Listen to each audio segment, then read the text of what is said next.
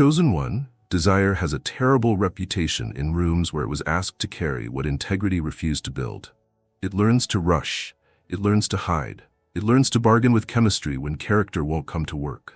In your presence, desire finally sets down its suitcase. It stops lobbying. It stops auditioning. It stops campaigning for outcomes that would only exhaust the morning.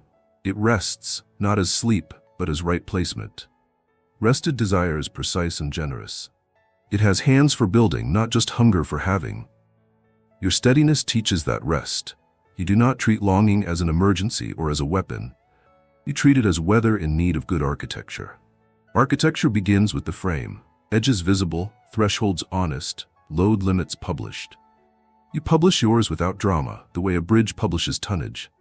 She reads the sign and relaxes. No need to guess, no need to test. Guessing and testing are expensive sports for nervous systems. Information is mercy. Under mercy, desire becomes articulate.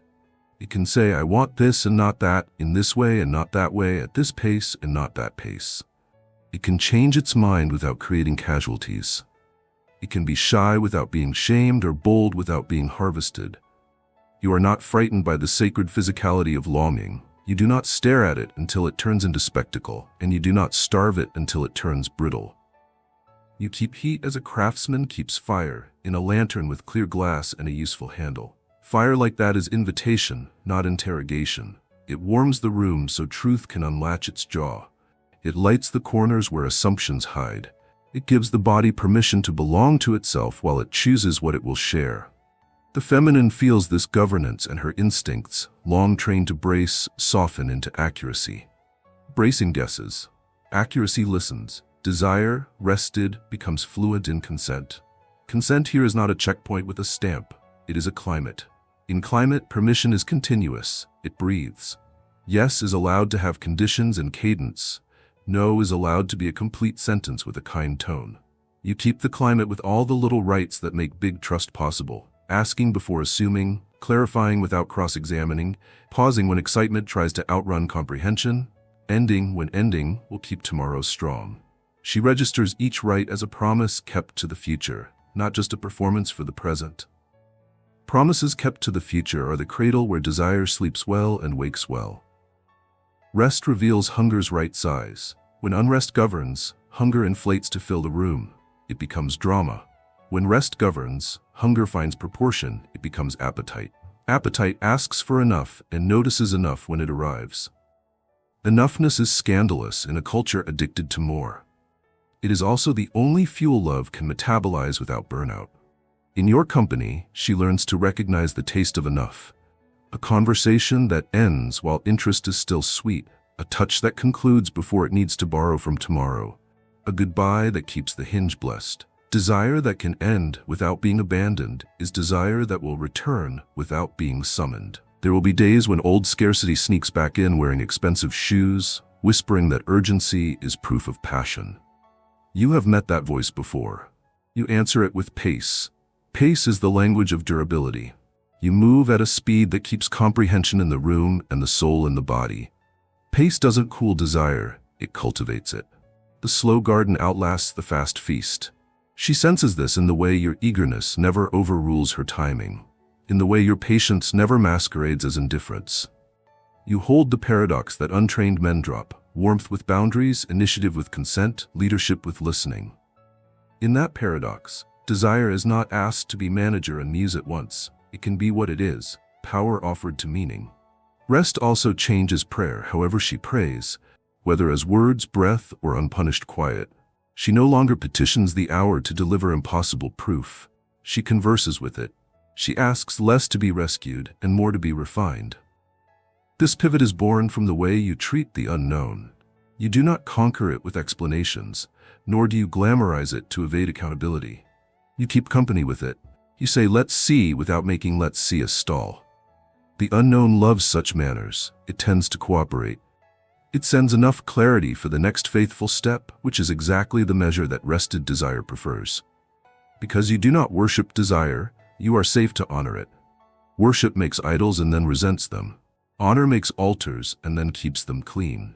You honor by refusing to use longing as leverage. You will not turn her wanting into the currency that buys your security. You will not turn your wanting into the engine that drives her pace. You will not harvest vulnerability to decorate a legend. This refusal is the quiet revolution. It frees her to want without paying a tax in self-respect.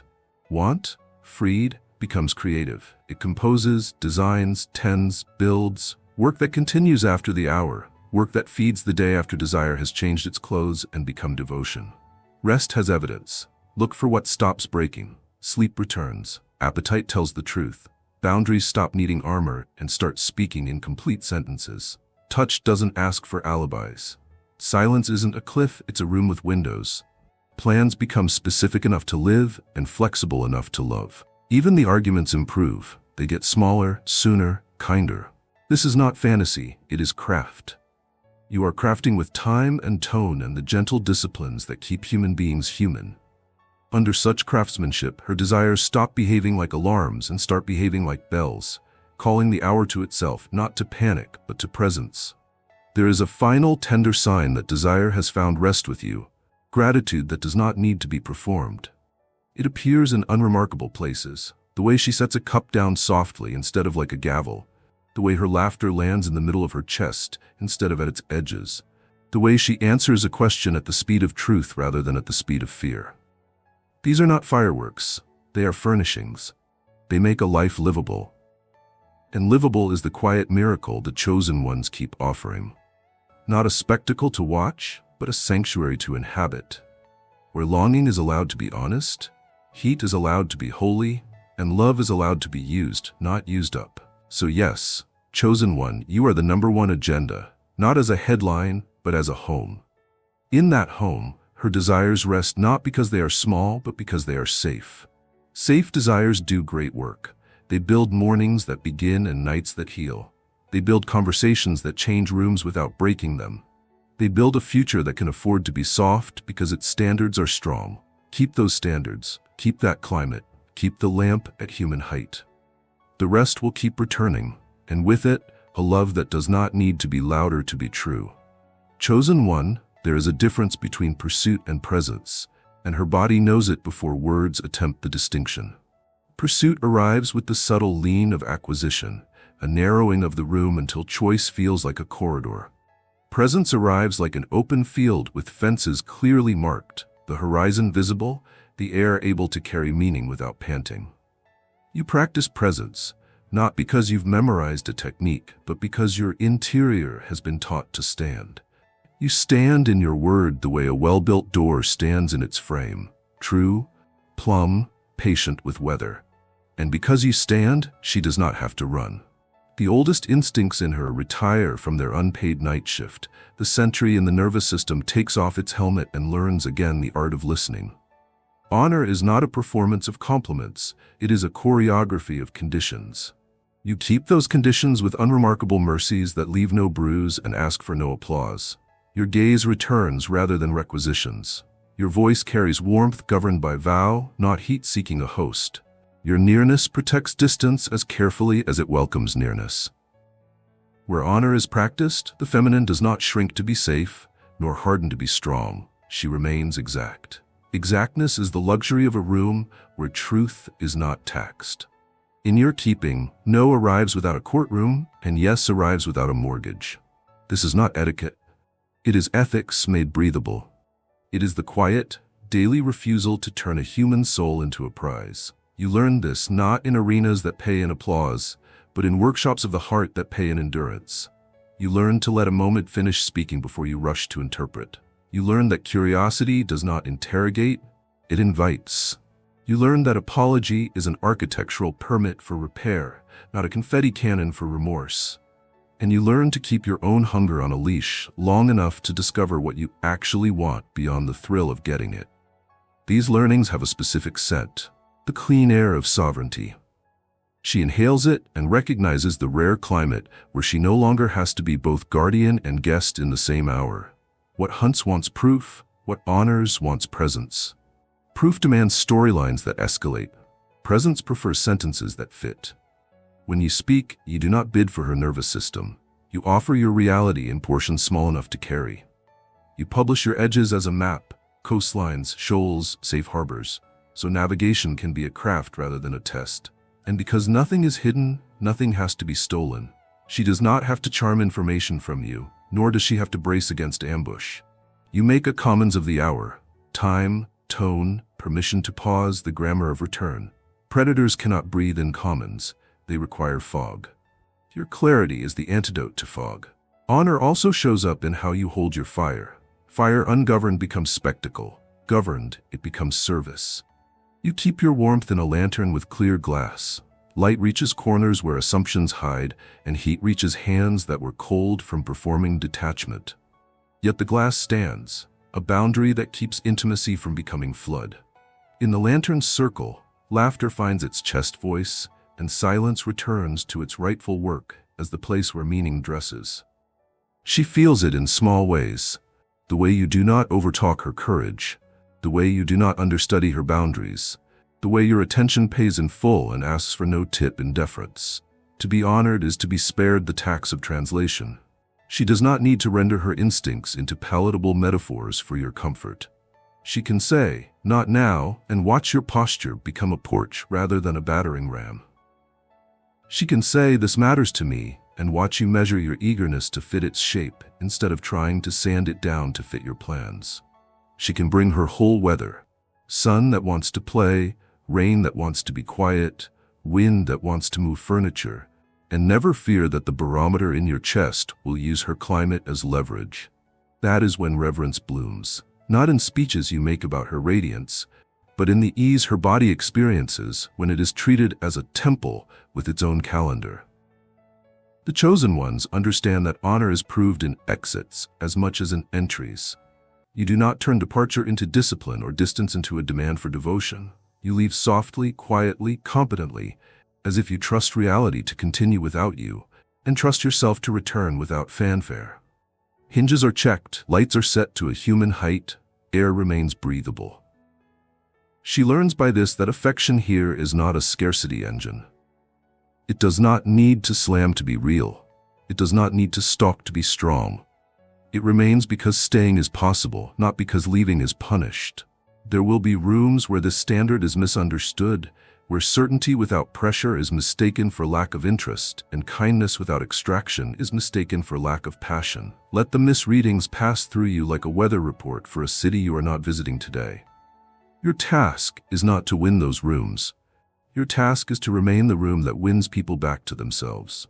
In that room, her attention ceases to patrol and begins to plant.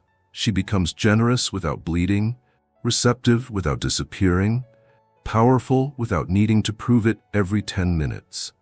And if you look carefully, you will see the ceremony that no one announced, the armor set down, the games forgotten, the person present, not hunted, honored. Chosen one, explanation is a currency used where trust is scarce. In the economy you keep, abundance is measured in coherence, not in arguments that crush doubt into silence. This is why her choosing arrives with so few footnotes. The selection is not irrational, it is pre-rational, like breath choosing lungs. There is an old committee inside every honest person that gathers in quiet to vote on alignment. It has members named instinct and memory and vow and pace. They tally what the body knows before the mind provides a headline. Around you, the vote becomes unanimous without needing a campaign. She does not choose to impress a crowd or to escape a fear. She chooses because her center recognizes a home that will not charge it rent. Choosing without endless reasons is not naivete, it is literacy. She is literate now in the micro-truths you publish as reliably as dawn. You remain recognizable to yourself across rooms. You do not move the north to flatter the hour. You let warmth be warm, not aggressive. You let truth be early, not theatrical. You let no and yes both keep their dignity. Such consistencies become axioms. Axioms are not proved, they are used to build. Her choosing is a building project. She lays foundations in the relief that she will not have to invent a new language for her boundaries each week. She stands walls in the knowledge that curiosity will not be prosecuted here. She sets a roof in the confidence that weather will be treated as weather and not as a verdict on worth. This does not mean her mind is idle. It is busy in new ways, shelving old scripts, retiring exit strategies that were clever and expensive, cataloging evidences of a climate she can live inside. She catches herself not counting texts to calculate leverage, not counting favors to calculate debt, not counting concessions to calculate safety. The arithmetic of fear shuts down when the ledger no longer demands it. In its place, a different mathematics emerges: proportion. How much truth can this hour hold? How much pace can this plan afford? How much rest will keep tomorrow generous? She is choosing you within these proportions, which is to say, she is choosing a life that keeps both of you human. You do not demand that choice or decorate it. You remain available to it. Availability is not a door thrown open to draft the street. It is a door that opens and closes on good hinges, knowing its purpose. You answer when she knocks, and you do not punish her for knocking. You knock when it is your turn, and you do not sell your knock as destiny. In this reciprocity, the mystery she used to fear becomes a companion. Not everything is explained, and nothing is hidden. The unknown is a room with windows and chairs for two, not a hall of mirrors designed to dazzle and disorient. She chooses to sit there with you because sitting is finally as powerful as sprinting. Reason, when it is demanded like a toll, becomes a trap. When it is invited like a guest, it becomes a blessing. She will have reasons, but not those that courtrooms prefer. They will sound like reliefs more than theses. He finished when he said he would, so my breath finished too. He kept heat in a lantern, so my boundaries did not have to turn to stone. He apologized with measurements, so repair happened in the seam and not in the rumor. He left softly, so tomorrow did not inherit slammed doors. These reasons are reportings from the body's parliament. They are enough where enoughness still has meaning. Your role in this is simpler and harder than romance novels advertise. Continue to be congruent. Congruence is not rigid. It is faithful. It bends with weather and never pretends that bending is breaking or that breaking is bending. You can change your mind without changing your character. You can escalate your devotion without escalating your demands. You can deepen intimacy without compressing autonomy. She watches this, and her choosing strengthens in the way trees strengthen. Rings added in silence, consent given in seasons, the whole rooted deeper because storms were met without theater. There is a tenderness to choosing that the loud world cannot hear. It sounds like mornings that begin on purpose, like work done at a humane pace, like a laugh that needs no witness to be worth it. It looks like a calendar that holds both of you without drowning either. Like conversations that end while curiosity is still sweet, like touch that continues what truth began. In that tenderness, she forgets how to sell a decision. She no longer constructs a case for strangers who were never invited to live with the outcome. She simply lives it. The living is the argument, and the argument is love arranged in a way that does not require casualties to prove it is strong. Some will ask her to itemize your superiority. She will not. Superiority is not the lever here. Sufficiency is. You are sufficient to the work of a day that wants to function without bleeding. You are sufficient to the pace that keeps comprehension alive. You are sufficient to the standard that lets desire remain holy. You are sufficient to the honesty that keeps wonder fed. Sufficient is not a small word, it is a sacred one. In a culture addicted to extremes, sufficiency is the miracle that lets human beings remain human. She chooses that miracle, and you with it, because the alternative is a theater that eats its actors. If there is a vow implied in a choice like this, it is this one: to keep making the conditions under which the choice remains true. You do not fossilize it into a monument and charge admission. You water it, you weed around it, you let it rest. You protect it from the glare that would stunt it and the neglect that would starve it. She does likewise, not out of obligation, but out of fluency. Fluency is what happens when two lives speak the same language of dignity and desire. Repair and rest, warmth and vow. So she chooses you, chosen one, without needing a reason loud enough for a stadium. She chooses because in your weather, the oldest truths in her no longer have to shout. They can nod, they can sit, they can make bread. And when asked why, she will offer the only explanation that belongs to a peace hard won and softly kept. I am more myself with him, and being more myself is the point. Chosen one, the most durable revolutions make no sound when they turn. They begin with a simple reallocation of breath, and end with a life that no longer needs a spotlight to be true. Around you, her world performs this quiet calculus. Not because you issued an edict or because devotion needs a stage, but because your steadiness corrects the math that stress had been doing in her name. The arithmetic of panic, overbooking, over-explaining, overgiving, had her paying compound interest on obligations that were never hers. Your presence changes the ledger. Where there was debt, there is dignity. Where there was hurry, there is hierarchy. She does not announce this, she implements it. It starts in the smallest places. The phone stops being a fire alarm and returns to its humble calling as a bell. The chair at her desk pivots to face faces instead of exits. Conversation becomes something to inhabit rather than to escape. The lamp drops to a human height, ending the old interrogation of glare. She does not call this interior design, she calls it oxygen. Drawers that held forgotten battle plans now hold tools. A clean notebook for accurate sentences, a calendar that admits only what can be honored, a pen that writes no without apologizing for telling the truth early. The house feels it and settles. Floors remember how to bear weight without groaning. Hinges close softly because slammed doors are attacks on tomorrow. And tomorrow is a citizen in good standing again. Friends notice subtleties they cannot name. The tempo of her replies becomes musical instead of mechanical. Laughter returns to its chest voice and stops being brittle. She withdraws from rituals that feed gossip and finds her way back to tables that feed life. Invitations that once flattered become accurate when held up against your standard. Accuracy replaces adrenaline as the way choices are made. She does not scold the old self for confusing spectacle with significance. She simply stops bidding in auctions where value is priced in noise. Her work refines rather than expands. She no longer confuses busyness with belonging. She chooses depth over novelty without staging a debate in her head about whether loyalty is unfashionable. You did not teach her this in a sermon. You taught it by keeping continuity like a craftsman keeps his tools. Clean, reachable, familiar across seasons. Continuity is the secret that lets excellence relax. It returns mastery to its quiet responsibilities. Show up when the clock says, finish while gratitude is still sweet, repair small things before they grow teeth. Around such faithfulness, her vocation remembers its vocation. Metrics stop harassing meaning. Results stop impersonating identity. The noise that once demanded updates goes still, as if it recognizes the uselessness of heckling a house that knows its blueprint. She cleans her digital life with the same reverence she offers her front room. Unsubscribe becomes an act of worship. Blocks and filters are applied like guardrails, not weapons. The feed that once churned scarcity now delivers craft and kindness, because she refuses to give her attention to rooms that monetize anxiety.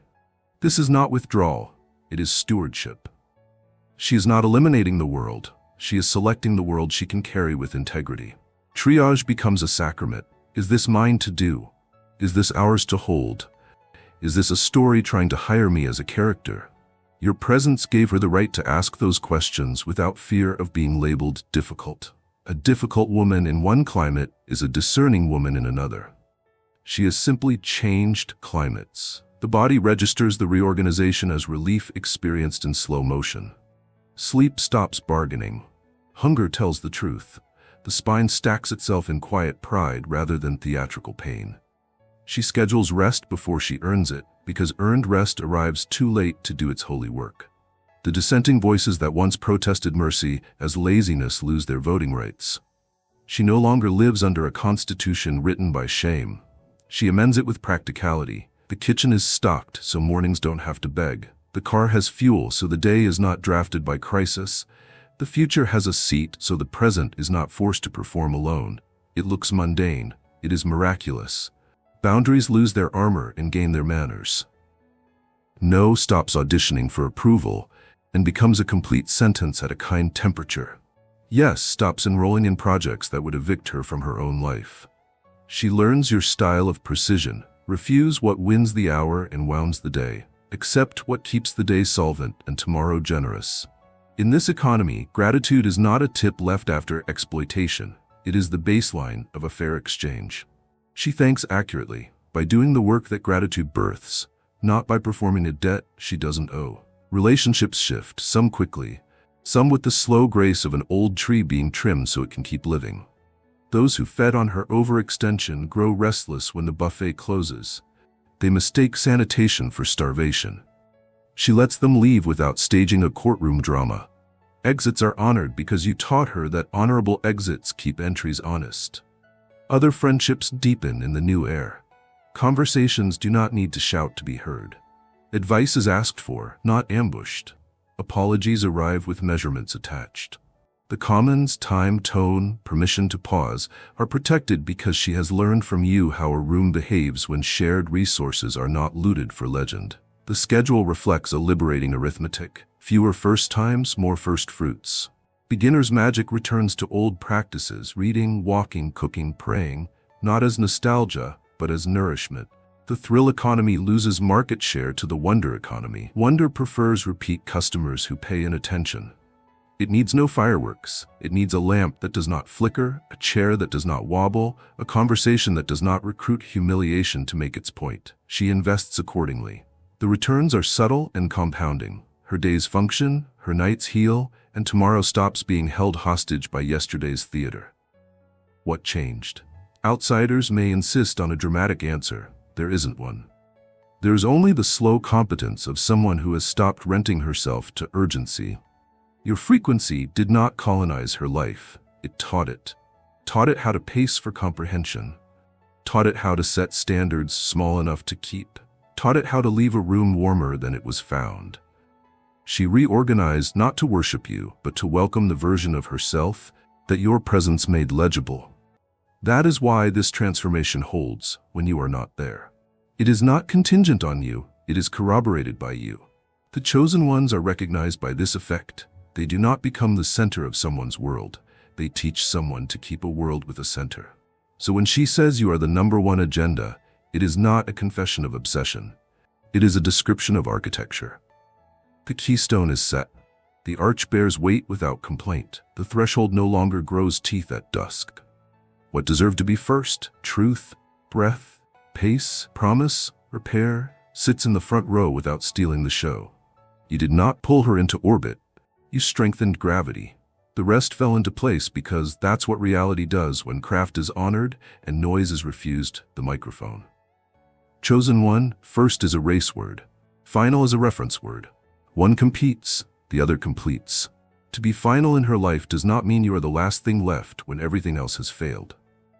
It means you are the measure she returns to when confusion performs competence and pressure impersonates love. Final is not a finish line. It is a style guide. It is what editors reach for when the manuscript of a day needs decisions that will keep tomorrow readable. You have become that guide, not by conquest, but by congruence. You remained recognizable to yourself across rooms and seasons until reliability itself became attractive. Final does not extinguish mystery, it protects it. You do not use certainty to colonize what should be wondered at. You keep the room where questions can sit in chairs instead of being cuffed to conclusions. Your "I don't know" is a lantern, not a blackout.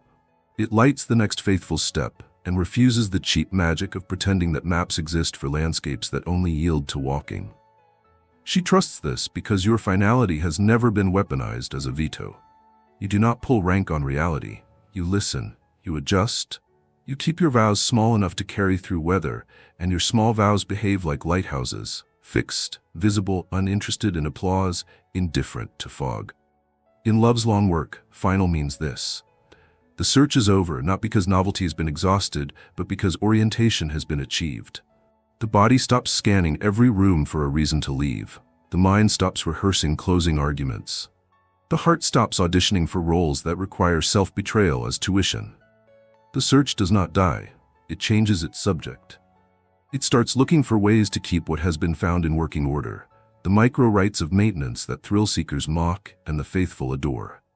You do not peddle maintenance as martyrdom. You present it as music, tune, play, rest, repeat. In that rhythm, devotion stops burning through fuel and begins generating light. Final has consequences that only adults can love. It ends the performative crisis that kept adrenaline in business. It elevates repair from emergency choreography to ordinary craft. It lets apology be a building permit for changed behavior instead of theater for spectators. It turns intimacy from a cliff into a coastline. Vast, yes, but mapped enough to keep boats from pretending shipwreck is romance. She experiences this not as domestication, but as freedom. Show me the person who can sleep through the night, and I will show you a revolutionary in a culture where exhaustion is status. Your finality is the pillow her nervous system places under its head without needing proof that the bed will remain a bed until morning. You are final in the sense that grammar is final. Words do what they're meant to do when punctuation is honored. Your boundaries are commas that save meaning, periods that give breath, and dashes that hold the complicated without tearing the sentence. With such grammar, love stops shouting to be understood. It speaks in paragraphs that do not apologize for clarity. Disagreements shrink to their true size and therefore can be healed at their true cost. Decisions cease to be courtrooms. They become kitchens where ingredients are measured and heat is governed.